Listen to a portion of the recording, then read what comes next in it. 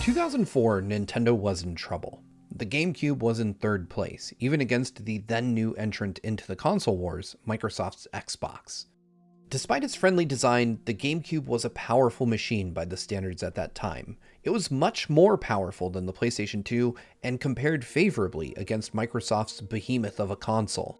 Nintendo knew they couldn't win a battle of firepower against Sony and Microsoft, so they decided to take a different approach. We got our first hint of this at E3 2004 when Satoru Iwata took the stage and said this: "Different also defines our approach for our next home system. It won't simply be new. It won't simply include new technologies.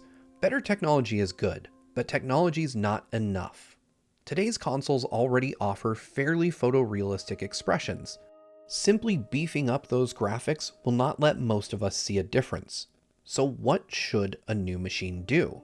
For both game creators and game players, new machines need to do much more.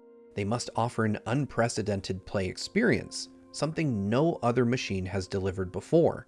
The definition of a new machine must be different." I suppose I could give a list of our technical specs, but I won't for a simple reason. They really don't matter. The time when horsepower alone made an important difference is over.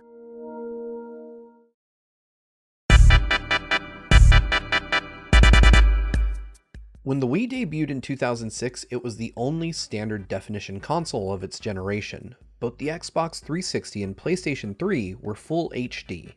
The Wii was original, novel, and it took the world by storm, but there was no denying that it was technologically inferior to its competition. Just as Iwata alluded to 2 years prior, Nintendo took its focus away from the raw power of the console race and began focusing on innovation. At the time, they called this the Blue Ocean approach, and initially, it was amazingly successful. The Wii was out of stock all over the world for more than a year following its release. It was fairly commonplace to see people camped outside of stores waiting to hear if they had Wiis in stock.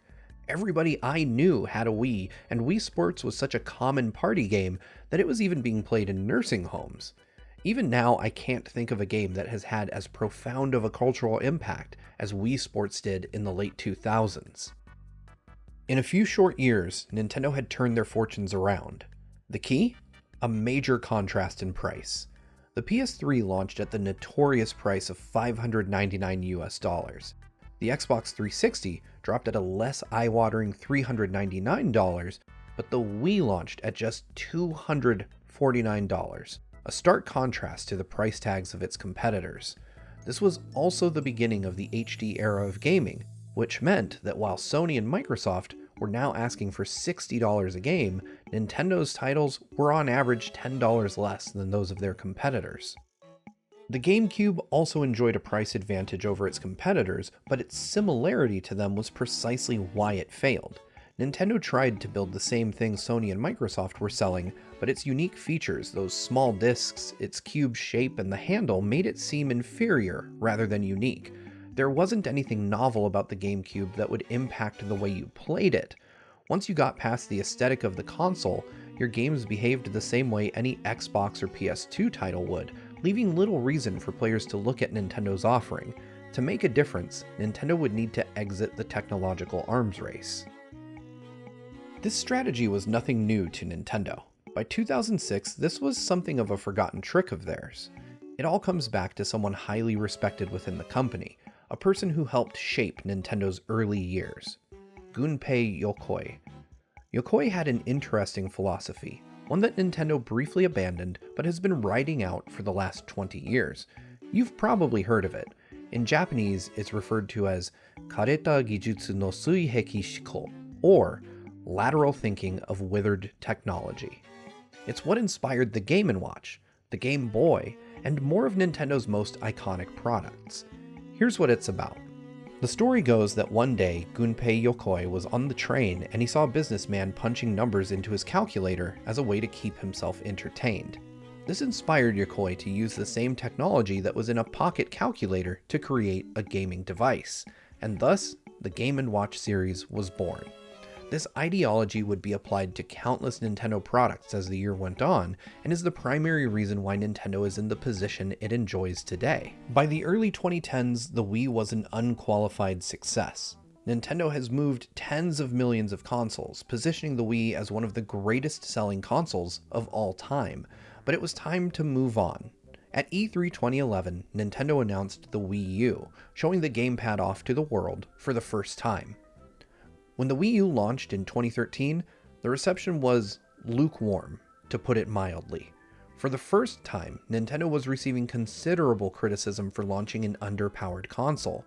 The gamepad wasn't enough to convince most players, and with Nintendo having jumped into the HD era, comparisons between the Wii U, the PlayStation 4, and the Xbox One were being drawn, and Nintendo was at a clear disadvantage. While the Wii was often jokingly referred to as being two GameCubes duct-taped together, gamers were largely dismissive of this because the Wii was much cheaper and its library of games were cheaper than its competitors. Add to this the fact that by 2010, the Wii brand had lost most of its luster. The Wii managed to move loads of hardware, but its attach rate, that's games sold per console, was significantly lower than either the Xbox 360 or the PlayStation 3.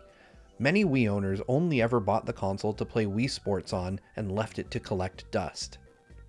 Throughout the Wii U's short life, it was clear that nobody really knew what to do with it. The gamepad was often an afterthought in games. Even titles that traditionally highlighted the functionality of Nintendo's latest hardware felt as though they lacked an identity on the Wii U. Mario's mainline title was a sequel to a 3DS game, and sequels to Wii games like Wii Sports Club and Wii Party U weren't well received. The Wii U was an innovative product, but innovation needs to be paired with what your consumers want. 5 years prior, the Wii U would have been a groundbreaking idea, but by 2012 we all had tablets and smartphones. Second-screen gaming experiences were something the industry wanted, but few consumers were asking for. So much so, in fact, that just over 2 years into the Wii U's lifespan, Nintendo revealed they were working on the Wii U's successor, codename NX. A scant 18 months would pass before Nintendo would reveal the Switch to the world, a tablet using an NVIDIA processor that by modern standards couldn't hold a candle to a traditional console. It was undeniably weaker than anything on the market, but it didn't matter. When the Switch was revealed in 2016, it was explosive. Rumors had been swirling for months about a hybrid console, and when we finally saw it, there was nothing else like it. Nintendo finally had every piece of the puzzle in place. 20 years of planning finally came together. Staying behind their competition had enabled Nintendo to build something that captured the curiosity of the masses. Nobody could believe that a handheld was running games like Breath of the Wild and Mario Kart 8 Deluxe.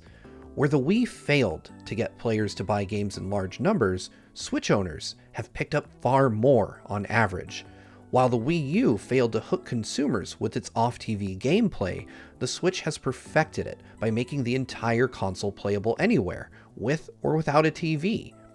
Nintendo's application of Gunpei Yokoi's philosophy helped them avoid the pitfalls of the modern gaming industry. As studios close and development budgets balloon, Nintendo's remained consistent and safe, and the last few years have proven that's no mean feat. Iwata is rightfully credited as a visionary, but I doubt anybody else working in games saw what he saw 20 years ago. The strategies he put into place as the head of Nintendo led them to the sustainability and success they're seeing today. In 2004, Iwata's bold statement about horsepower seemed far-fetched, but today, it's truer than ever.